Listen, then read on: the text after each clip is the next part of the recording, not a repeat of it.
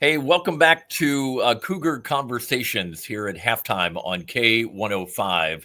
And we will have, by the way, a longer version of this interview available on the YouTube channel a little bit later on. So keep that in mind.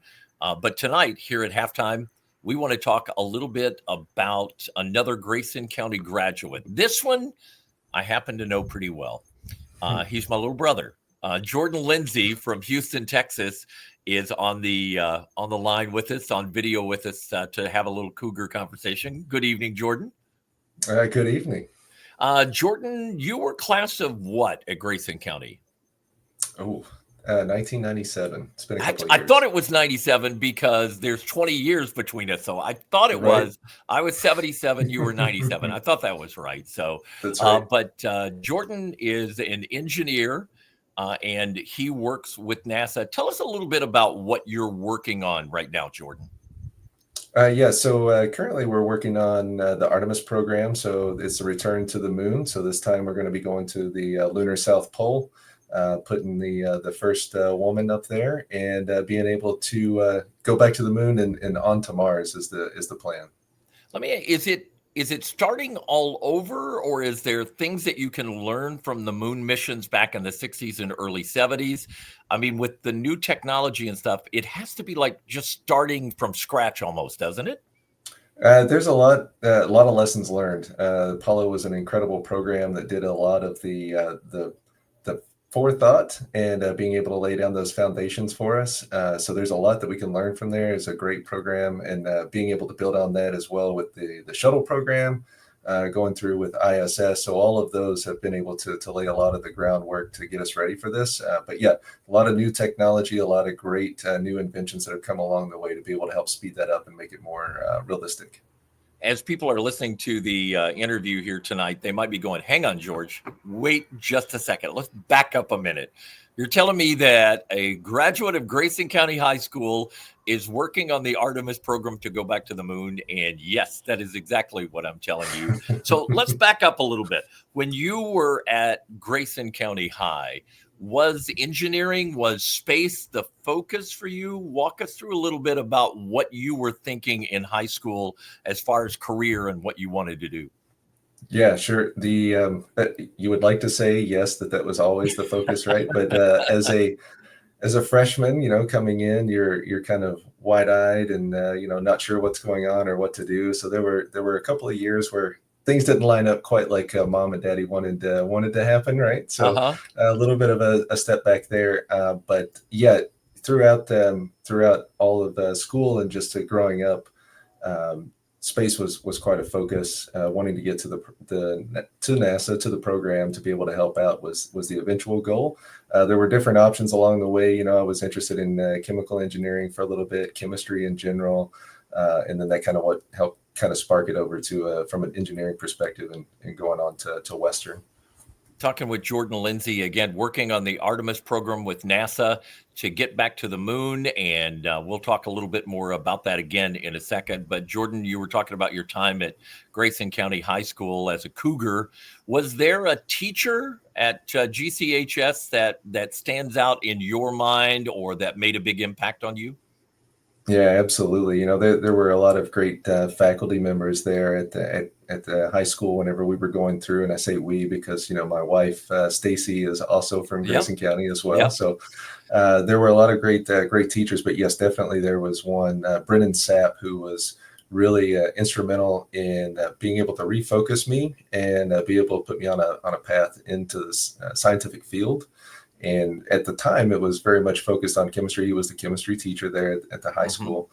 But it just opened up a lot of doors of, this is possible. He was very encouraging, very patient, showing you a lot of the techniques and understanding and just the basics of scientific principle. And that really sparked it, so absolutely.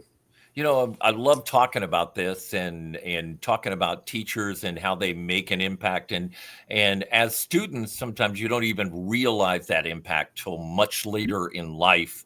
And I've had that conversation lately about a band teacher, Mr. Ashby, and all the life lessons. We thought he was teaching music, but he was teaching some life lessons along with that.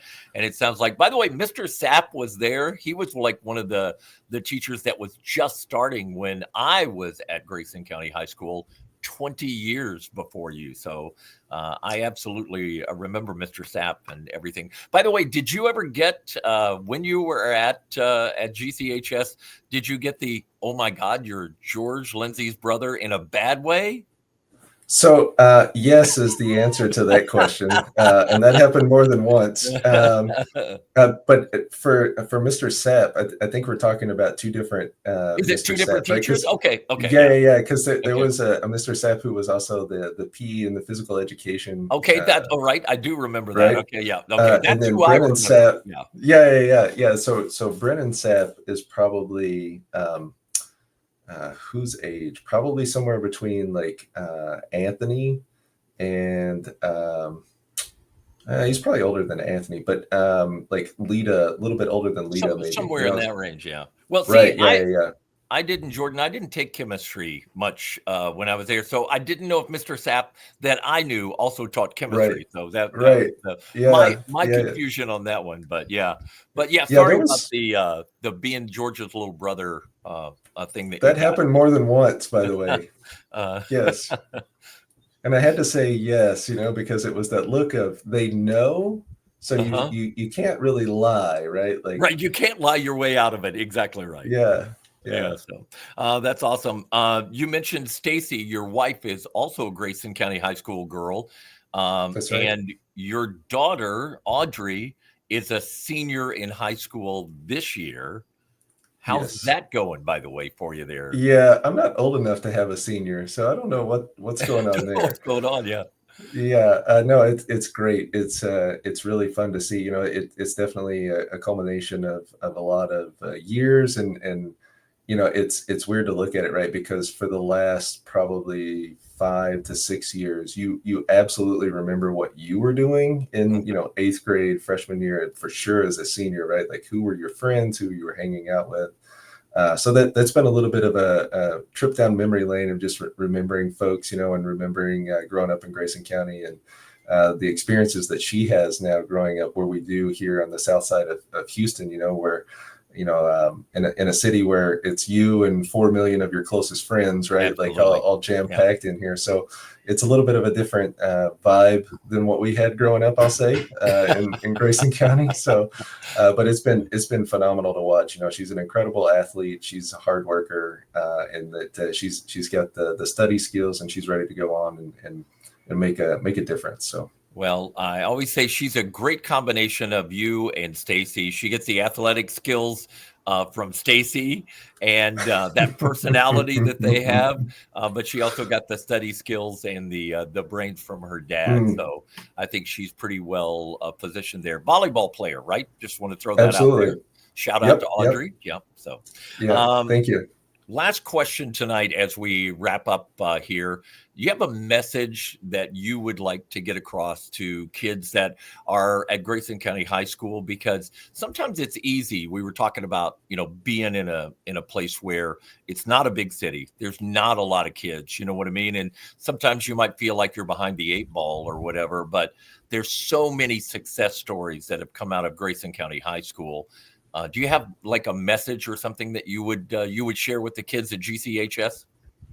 Yeah, even before the AI revolution that we're going through right now, right? Even before that, there's some incredible opportunities that you have in Grayson County. There are mentors that are available. There are folks that have done some incredible things that you can learn a lot from just in general.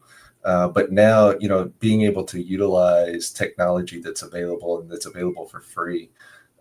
You can't use that as an excuse anymore that, it's where I grew up. I didn't know any better. We didn't have the access to this or that thing.